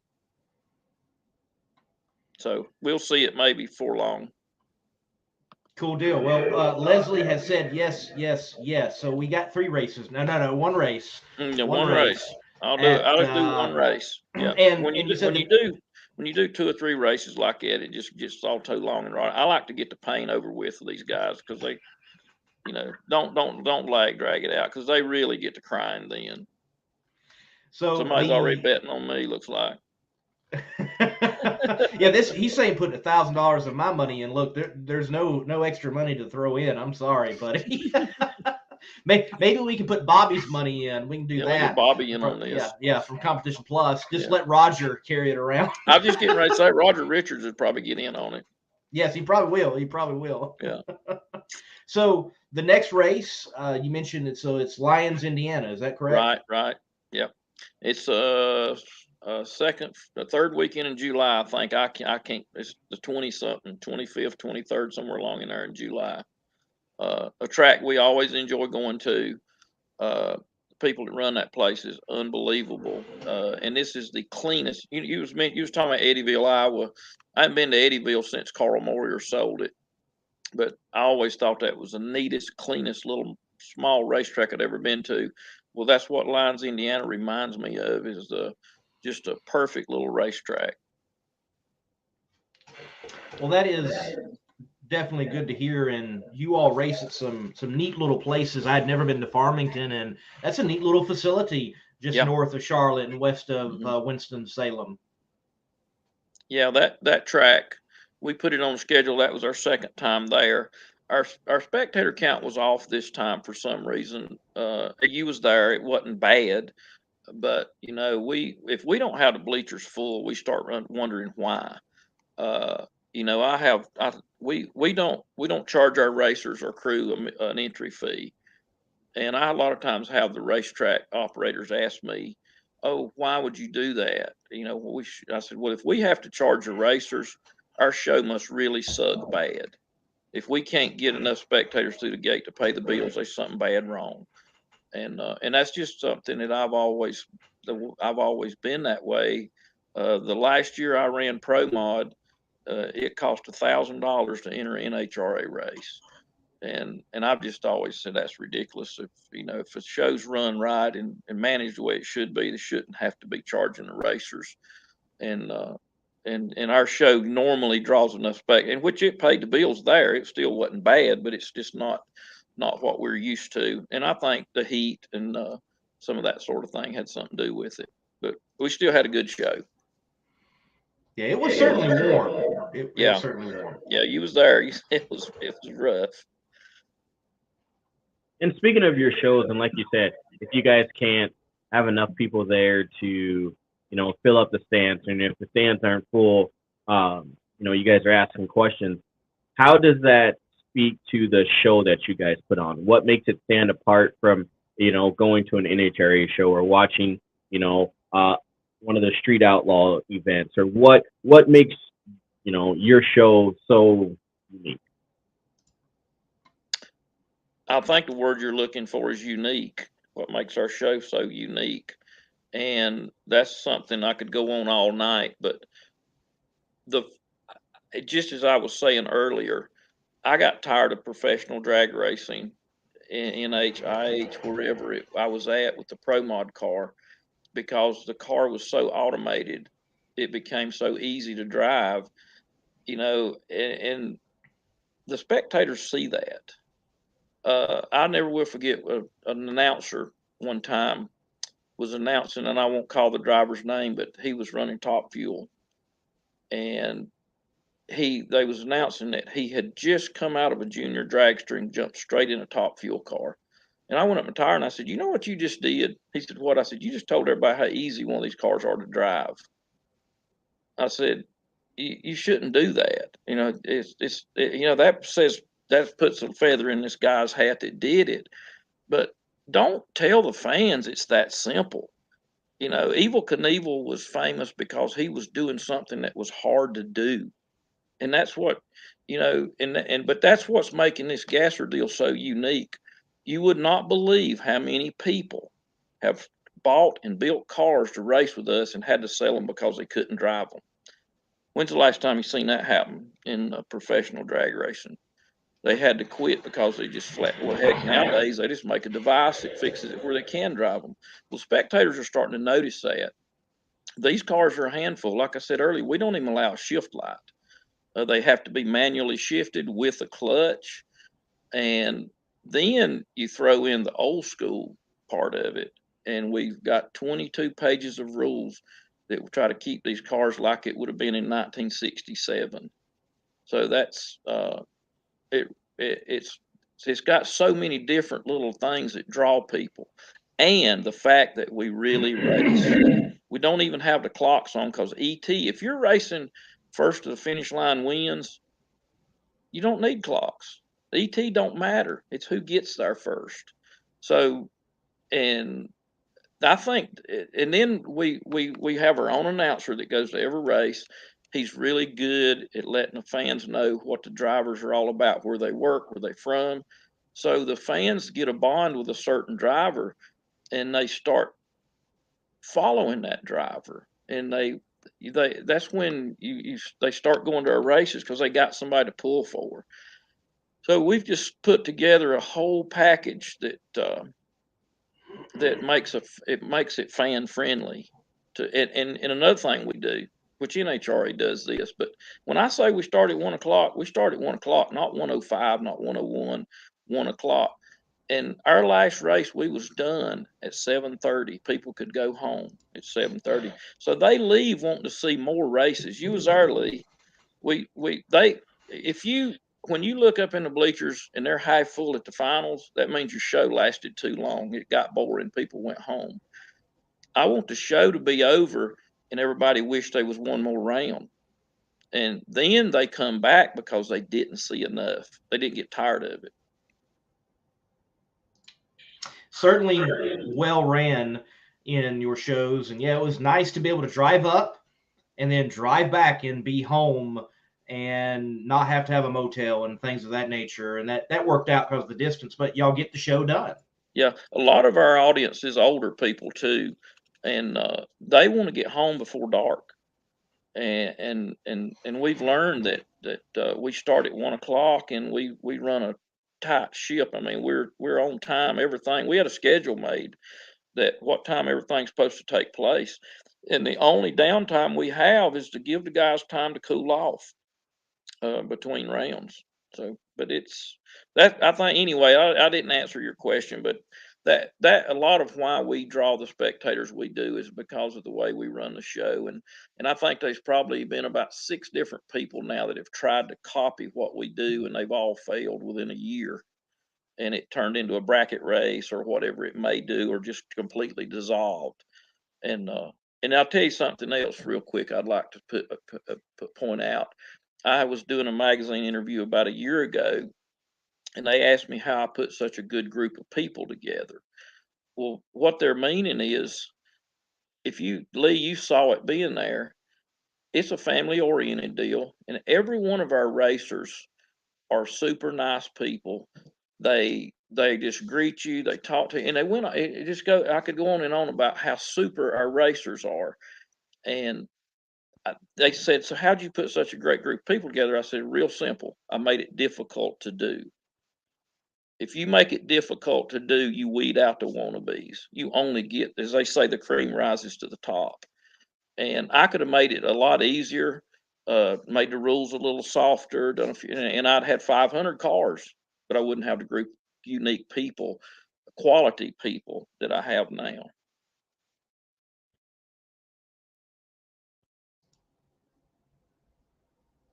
So the next question I have it up here. Was asking if you guys are building your own motors. We assemble our own engines, but we don't do the machine work. Actually, the last couple of engines we had par race engines do. Even my Pro Mod engines, I assembled them, and that's where people get confused a lot when they say I'm an engine builder. I'm not an engine builder. I'm an engine assembler. An engine builder was my engine builder back then was Gene Fulton and Brad Anderson. They did all the research and figured out what cam it needed and what valve spring pressure it needed and what who they ported the cylinder heads, and they done all that stuff. I bolted the mess together, and I was billed as an engine builder. I'm not an engine builder. I'm an engine assembler. The engine builders are the ones that use the brains. So we do not build our own engines. We do sometimes assemble them, though. So, Quain, going now, we're roughly halfway into the SEGA season. What are your thoughts overall for 2022 in all the classes? Who are standouts? What has surprised you? What do you think it's going to come down to? Well, if you'd asked me this question before Farmington, I would have told you Leslie Horn was going to win the championship. But he went out early, and Gabriel Burrell gained 3 rounds on him. So I think there's only 2 rounds separating those cars for the championship this year. And it's so cool. We're 11 years old now, and we have never had a back-to-back champion. Nobody. Now, we've had a couple drivers win 2 championships, but never back-to-back. That speaks volumes for the competition. And it looks to be going to Ken Rainwater won the championship in B gas last year. And if somebody would have come to me and asked me who to bet on it, I'd have said we're fixing to have our first back-to-back champion. And if Ken don't get on the ball, he's not going to be able to do it. He's gotten behind. I think he's had a lot of mechanical issues. He's one of the best racers out there, but it's just for some reason the competition is so stiff. Nobody can put together 2 years in a row. And I don't think there's another organization in the world that's 11 years old with 4 different classes that can lay claim to that, where they cannot. But it goes back to what I said earlier. It's not about the money. Of course, that's like I told somebody the other day. You can't have a job at McDonald's and expect to run one of these things. But if you have a decent job and you dedicate yourself to this thing, you can be competitive over here if you have the talent. But not only the talent to tune the car and build it, but you got to have the talent to drive it. And that's why we don't see it, because it's not like modern day racing where everything's done for you, and it's not luck. It's just these things are tough to drive. So there you had your B gas champion, your A gas champion. Gabriel could possibly win a championship this year. If he does, he would be the first back to back. But as of right now, he's 2 rounds behind. He, like I said, if you'd asked me this before the last race, I'd have said Gabriel didn't have a chance, but he did make a comeback at this last race. I'm proud of our records. We have right now, we have a small block Ford, a small block Chevy, and a big block Chevy running within, I think, 500ths of each other. And that's 3 different combinations, which says a lot for our rules, that they're keeping the competition close. So at mid-season right now, they ain't no way to make a call on any class of who's going to win it, because they're all that close and that tight, still up in the air. And that's without a playoffs. That's right. Oh yeah, we don't do stuff. The car that wins our championship is the best car all year long. I don't care for that mid-season deal. NASCAR does. I think NHRA does it. I think, and I understand why they do it, because it gives the fans a reason to pull for somebody. But it can go mid-season, it changes. However, I don't even really know how it works. But you can bet you, when the man stands up at our banquet and collects that championship trophy, he was the best car all year long. He wasn't the best car the last half the season. He was the best car all year long. You got anything? Or am I allowed to ask more questions? Go ahead, Sam. No, I mean, I'm just wondering, you said between the couple of different motors or engines there that you guys are so close. Within the rules, I mean, is there stipulations of, I don't know all you guys' rules, but so many stipulations of what guys can and can't do, or all that? Is that why they're so close, or do you just think, I mean, from the performance that you guys have done over the time? Rules, and I'll back up to 1983. Pro stock, until I think it was 83, was weight to cubic inch, and that's when you seen Pontiacs, Fords, Chevrolet, small blocks, big blocks. And that's when pro stock was really, really interesting. And but it was so tough on the sanctioning body to keep all these different combinations competitive. So that's when they did, everybody runs 500 cubic inches and everybody weighs 2,350 pounds. And that's when pro stock became a cookie cutter class. Well, what we done, for example, 5 years ago, the big block Chevy could not run with a small block Chevy in a weight to cubic inch situation. And the reason we do weight to cubic inch, because that's the way gas class was done in the 60s. So we're trying to stay just like it. We're trying to stay as close to the 60s as we can. So we, for example, C gas, to be easy, is 10 pounds per cubic inch. So small block Chevy, 300 cubic inches, has to weigh 3,000 pounds. But a 400-inch big block Chevy would have to weigh 4,000 pounds. And so 3,000 pound small block versus 4,000 pound big block could not. So everybody was starting to ditch the big blocks and build small blocks. Well, I knew that wasn't going to work, because we can't have an all small block class and it still be interesting. So I gave the big blocks a 1/4 pound weight break. So now instead of having to weigh 10 pounds per cubic inch, a big block has to weigh 9.75 pounds per cubic inch. And it was perfect. It gives them some incentive to keep the big block and go back to working on it. And then 409 Chevy, for example. Rob Walden runs a 409 Chevy. This is a very odd engine, and it's in no kind of way can it run with a big block or small block conventional modern day engine. So we want to keep Rob in the playing field. So every year for the last 3 or 4 years, I've adjusted. We've allowed a few more things. Well, you know what? I think we got almost a pound off of that thing, 7/8 or something per cubic inch, and he's now competitive. I think Rob went a 54 at this last race, qualified top half with a 409 Chevrolet.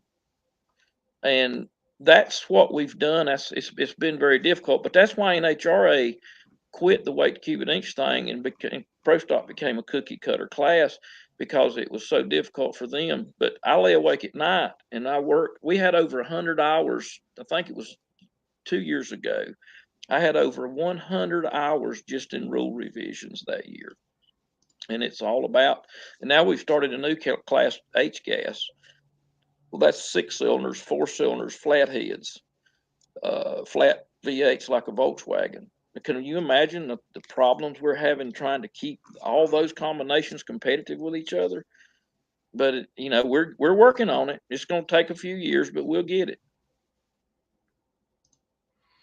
Well, the combination overall is certainly working well. And this past event at Farmington was, I would say, have to be historic for the Southeast Gassers. You were able to have something come along and be a part of the show, an exhibition at least, in a vintage motorcycle racer. Lee, I've been wanting to add the motorcycles to our show for probably 3 years. We tried front engine dragsters about 6 or 7 years ago. I went out myself and spent over, I guess I probably spent somewhere in the neighborhood of $40,000 out of my pocket and bought 2 front engine dragsters. But the spectators, they'd watch them the first run, then they'd go to the bathroom. Well, front engine dragsters in the 60s were the most exciting classes out there, but they smoked the tires the whole way. They went from guardrail to guardrail. With technology today has stopped all that. And it was just literally boring to watch. Mine went 470s in 8th mile, but it looked like it was on a rail. And so I abandoned that project. I thought it was going to be good. So my next project that I wanted to do, I wanted to add something, was the motorcycles. And plus, it's going to draw in a different crowd of spectators. I think we'll get to more. I don't know how to say this, but a different crowd. And so Chris was kind enough to come out and do some exhibition runs just to see what the fan response was, to see if I wanted to pursue this anymore and spend a bunch more money. And it got rave reviews. I think it's going to be a go. His bike wasn't 100% error correct. The rules would be a little stricter, like you noticed in your picture there. It had the long wheelie bar on it. Well, that won't be legal if we make it a class. It had our shifter, which won't be legal. You know me, it'll be as close to 60s as it can be, and they didn't have all that stuff back then. But it was close enough to error correct to get a feel for what the fans want to see, and I think I'm going to pursue it. I think I'll go ahead and make the announcement now that I am going to start working on adding the motorcycles as exhibition, as many races as we can.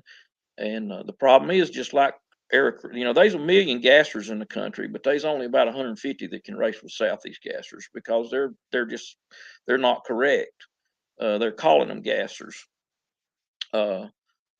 So the motorcycles will be no different. It's going to take a while because people's going to have to build them. There's a few out there that we can do, but I look forward to that class. I think it'll really do good, and I think it'll take us up one more notch as far as fan attendance. Yeah, there's a good comment coming in here right now from Dean. It's a really neat thing that I can't run with them, but I really think it's a good thing. Hopefully it goes. Not really. I'm guessing because of his stipulations and the rules that he's saying that he can't run with you guys because of what rules are intact. But I think it's cool that you guys have a certain set of rules and you've made different parodies and made different adjustments for people to keep their combination or run what they have that they've had. And I think that just shows like you said, the 11 years of longevity of why you guys have lasted and this show is what it is. I'll point out something, and I'm not sure what Cardine has, but he probably was saying it didn't fit the rules because, like I said, there's probably 1 million gassers in the country now, and there's probably only about 150 that can run with us. But here's the kicker: there's about 30 nostalgia groups in the United States. There's only one that has strict enough rules that keeps the cars in this era. So I tell people when they call me, and I've had people actually call me and complain and be mad. They want to race with us. And I said, well, there's 30 other groups you can race with. Why do you want to race over here? He said, well, they don't have no spectators. So you want to bring your car that don't draw no spectators and poison our group, and so it's like, we don't want that. I love all racing. But we've got our racing set up to where you have to pay your dues and you have to be, just like I said earlier. That's why that was my answer to why we have such a good group of people. We made it difficult to do. So you have to jump through all the hoops to be here. And that's why it's lasted, and that's why the bleachers are full. And that's why we don't have to charge an entry fee just for the racers. All your other groups charge an entry fee. I don't know of any that don't, because they have to pay the bills because there's nobody in the bleachers, or there's not enough people in the bleachers. Oh, and another thing, racetracks are doing well too. We got 22 racetracks on a waiting list begging for our show. And if you could see my contract for the racetracks, it's stricter than the ones for the cars. I have big demands that I make, and I still, even with that, I have sent my contract to them, and they said, put me on the list, because they make good money off of us. And we bring our own announcer. They don't have to spend nothing. We bring when we come to a town, we're just like the NHRA. We bring our own show. All the racetrack needs to do is prep a track and open the gate, and we'll take it from there. Well, Quain, look, it's been good to have you on the show once again and chat with you about Southeast Gassers Association. I hope eventually, I would love to get my boss, Chris Graves, promoter of Funny Car Chaos, and you together at some point, because you've got the success you've got going on and you've got the strict rules. And then Chris is like, just run anything. It just has to be a funny car. And it's working. And both ways. It's very fascinating. It is. And it's worked both ways. Chris is doing a great job of what he's doing. I would love to talk to Chris just to bounce off some ideas of promotional stuff. My hero just passed away. Bill Bader's been helping me ever since I started this. Bill called me within a year into this, and he said, Quain, I can't believe it. He said, you're doing this the way it should be done. He said, finally, somebody's doing nostalgia racing the way it ought to be. Now, he has nostalgia shows there. And but he said, you're doing it the way it ought to be done.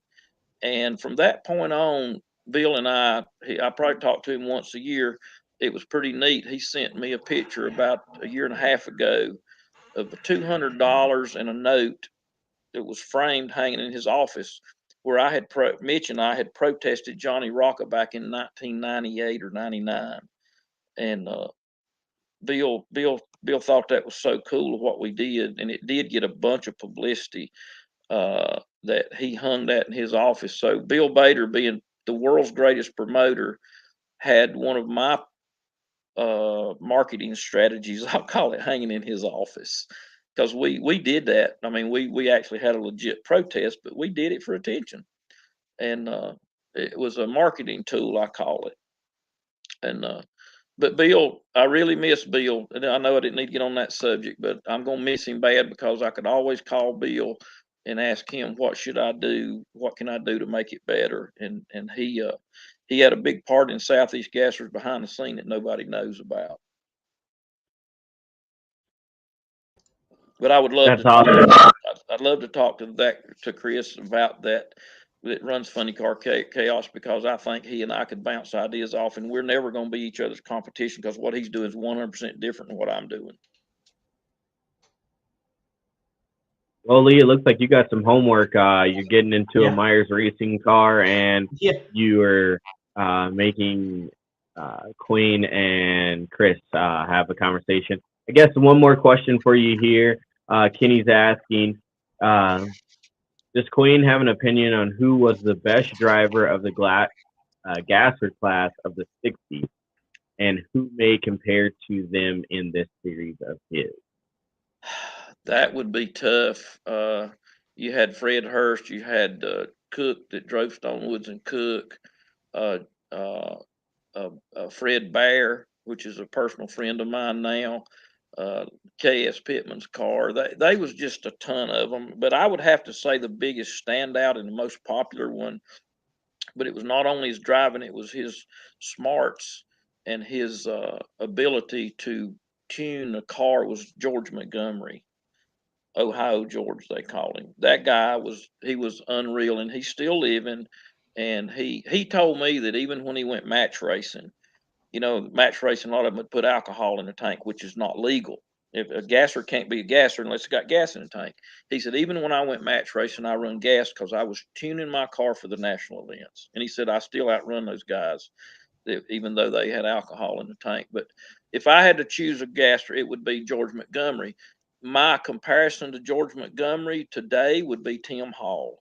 It's leading the points in SEGA right now. Tim Hall, he's an auto mechanics teacher, so he don't have a lot of money. He's got a budget. He can race, but he uses his dad's motorhome. He built his own car. He builds his own engines. Now, when I say build engine, I'm going to an engine builder now. He don't just assemble them. He builds them. He makes the choices for the camshaft, and he drives it, and he drives it like a machine. And keep in mind, this is driving a car that don't have no electronics, no driver aids. So good drivers really stand out in our group. I've had people come and say, your drivers, they're a little rough staging, or they look like they struggle staging. I said, we keep in mind, these guys don't have no electronics. They have to manually do everything. So staging's a lot more difficult with these cars, with a manual line lock and all that, than it is with your modern day cars where they just roll in and put the brake on, and everything else is done for them. So yeah, to answer his question, George Montgomery was probably the greatest one, and my comparison today would be Tim Hall. That's solid. I like the mentioning of Tim and what he's getting done. And let's see. Matter of fact, I'll try to bring up. I'll let it upload a photo here so everybody can see Tim Hall's scalded dog. Beautiful hot rod he's got. If I'm not mistaken, he was pretty involved in even painting the car. I don't know if he painted it. I can't say, and keep in mind too, Tim's he's retired from National Guard, so he's a serviceman. So he serves our country along with all this.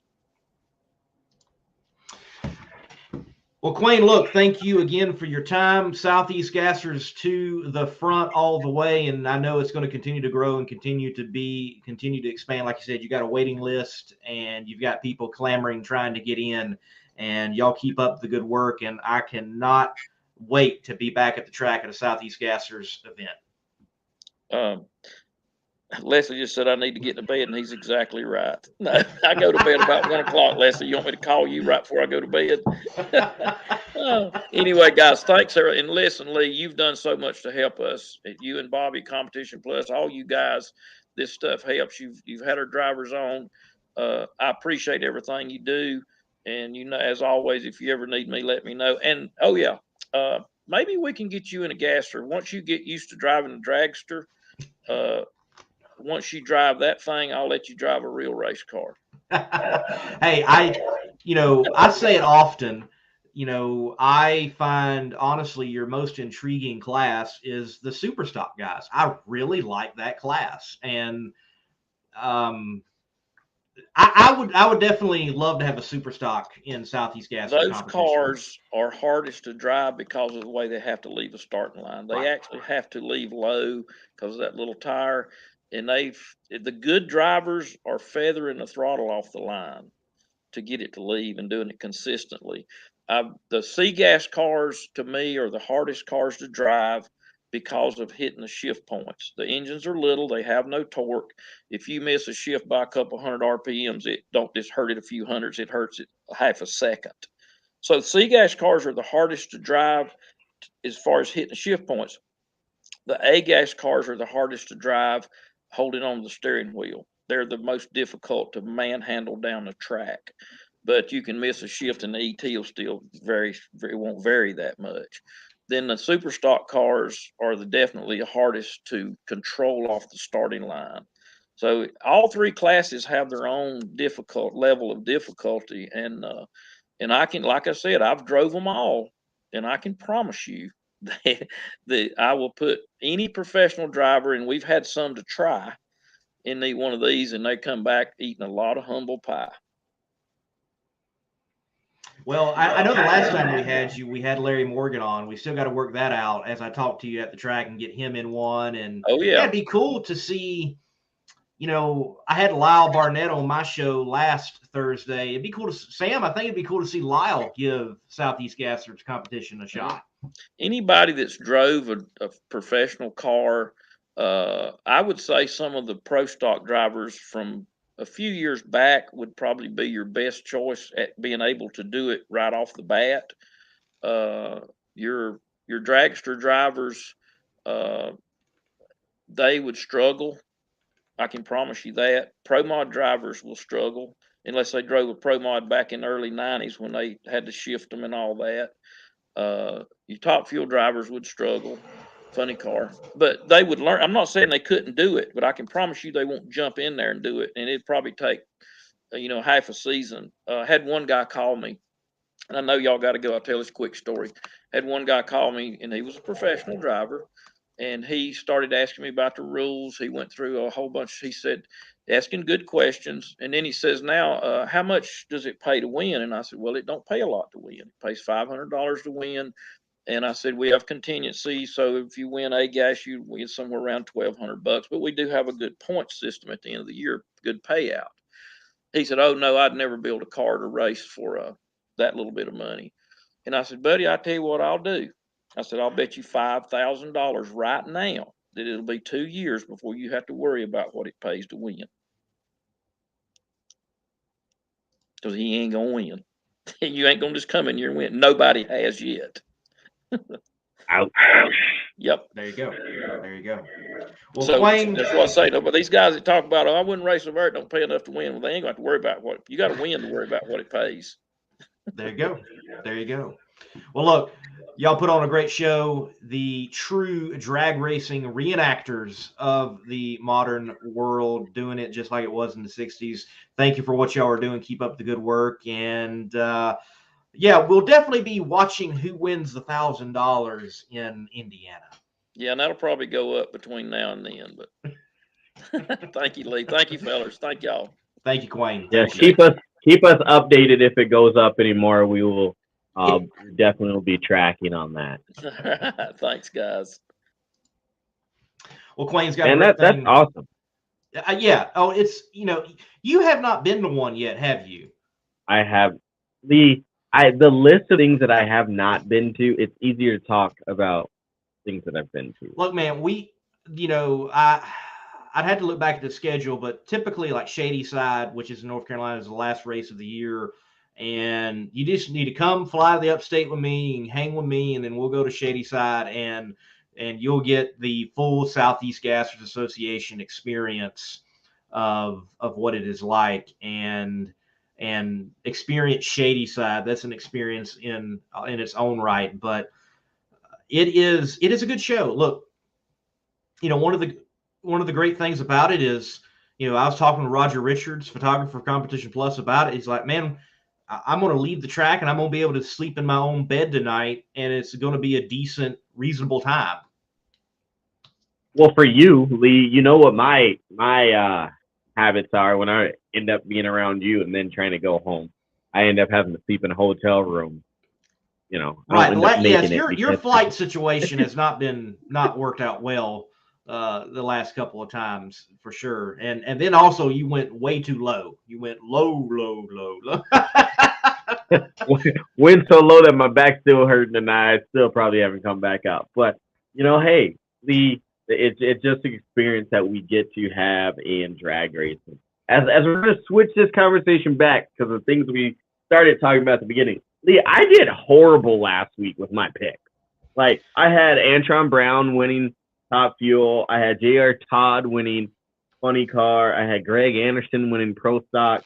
I had Angie Smith winning Pro Stock Motorcycle, which girl power there, so I should get a little bit. And I had my boy Lyle Barnett winning Pro Mod. And man, did I do horrible. Hey, let me say this though.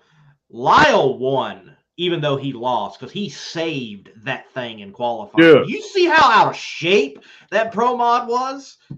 Woo! I know he went back to the trailer and went upstairs and changed those Richards and threw those other ones away. Because man, that thing was a wreck. It just didn't hit the wall.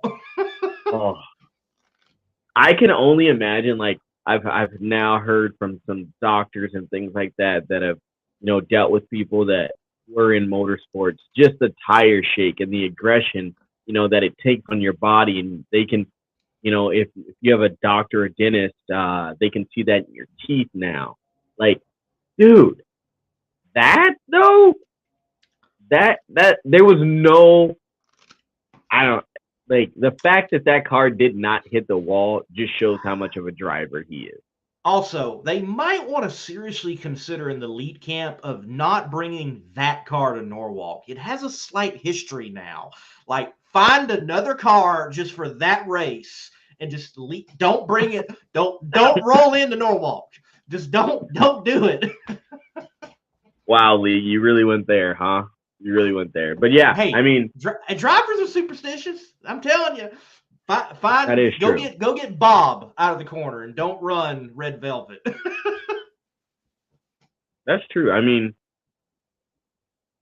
yeah, I didn't even think of that till you just said that. So that's a good one. But like you said, Sam. I mean, that's why I'm here.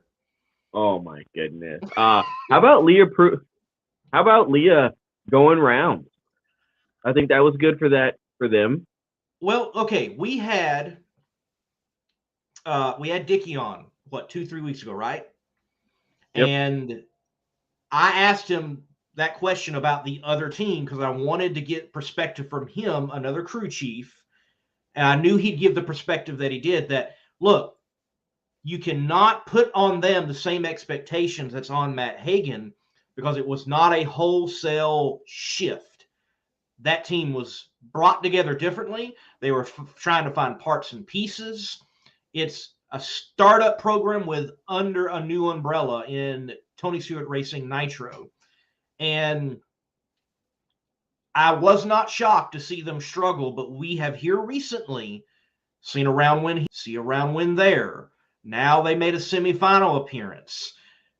I will not be shocked if that Top Fuel team, I'm not going to say that they're going to be a contender for the championship, but I think they very well could play a part in upsetting someone else. Oh yeah, they'll be in the top 10. Yeah, for sure in the top 10 by the end of the year. Oh yes, they would. They definitely will be. Definitely will be. I mean, I think they will be solidly in the top 10. Oh, and while we are talking about everything here and looking back at Norwalk, I just want to say it, my buddy Rob Flynn was not the problem. Yeah. I mean, this is all I'm going to say about last weekend. It was one of those race weekends where you were like, what's going to happen next? Like, I mean, if you would have come into Sunday morning saying, okay, Justin Ashley is running Leah Pruitt, and anybody can say whatever they want to say. you would have said, okay, Justin Ashley's winning that round. Coming in seated number 2. I mean, after coming off of a win, the performance that we had, and I mean, you can say that's biased, you can say whatever you want, but I'm just saying your natural reaction is going to say, oh, that's Justin Ashley's race, you know. But and I believe Justin Ashley has a better record over Leah when they have matched up. Yes, other than in Pomona. Well, I mean, that was very strange circumstances. Yeah. Nonetheless, a loss, but it's almost one that needs an asterisk next to it. You and your asterisk. I mean, you said that, you know, before about an asterisk on, is 2020 going to be an asterisk year? That's how long, Lee, can you even imagine that? That's how long we've been doing this show, that we can talk about 2020 being an asterisk year, and all the craziness that happened. But I mean, like you said, Josh Hart going rounds this weekend. Yes. Congratulations to him. You know, we could sit here and talk about the negative stuff and the interviews and, you know, is someone retiring and all the banter that everyone else is talking about. But there's so many stories in our sport right now that couldn't be talked about. So, I mean, all in all, a great weekend for drag racing.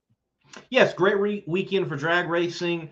You know, it would have been nice if there wasn't a little bit of weather, but that's typically Ohio. This time of the year it happens, and they got through it. We had some great racing, great side-by-side runs, and, you know, Mike Salinas, wow, just establishing again, hey, we're real players. And Steve Torrance is not having a bad year, ladies and gentlemen. Yes, I know there's not a win, but he is third in points.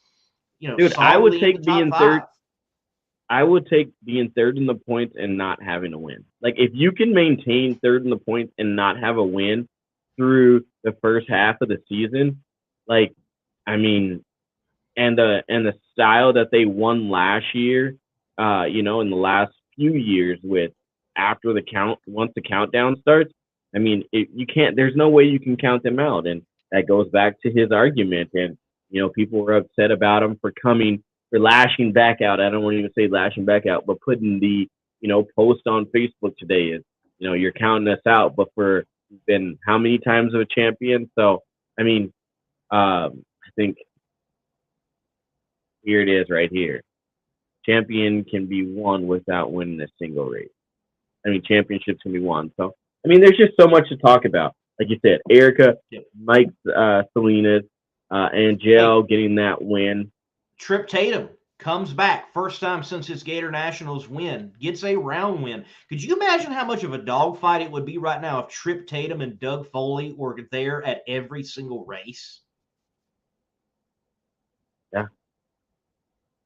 I mean, just so much, Lee. And then we haven't even really touched on the funny car class. I mean, Robert, I mean, that performance there going and right. This year is gonna be that dogfight year. I think we said it last year, and I think we said it the year before. It's gonna come down to a dogfight. Everyone's hungry, and the people that haven't gotten the win, your Leah Pruitt, your Antron Brown, you know, your Josh Hart. I mean, everybody is hungry, and if you're gonna be a dog in the fight, you got to stay hungry. And I think we are starting to see that point of, okay, who wants it that bad? Right. Hey, my boy Bobby Bodie made a return, and we would joke regularly. He's like, yeah, if I ever match up against John Force, I'm going to make him stage first. And he stuck to his guns, and John staged that thing first on Bobby Bodie. So that was a cool move, kid. Cool move. Hey, I mean, that just shows you right there how cool, calm, and collective he is. He's like, look, this is my game plan, and I'm not going to change it. I know who's in the other lane. I know, you know, what's going to happen or, you know, what could be the outcome, but I'm going to run my race, and I'm going to make sure he knows that I'm going to run my own race. Pretty cool picture. I need to post it up on my social medias of Bobby and John Force during the driver's interview. Yeah, John did his class. He's got to kiss everybody, and he went over there and gave Bobby a big old kiss. And that might be an interesting question to ask John the next time we've got him on the show. Who have you not kissed? I don't think he'll remember.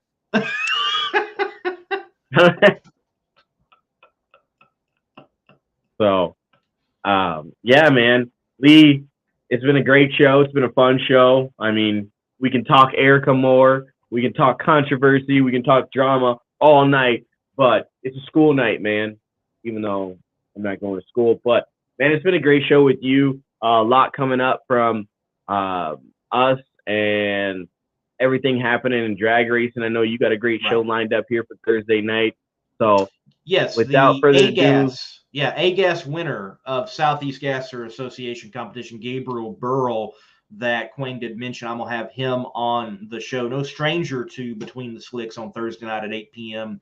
Eastern time. But we're going to talk to him about the win and tightening things up on Mr. Leslie Horn. Leslie had won, I believe it was 3 straight races.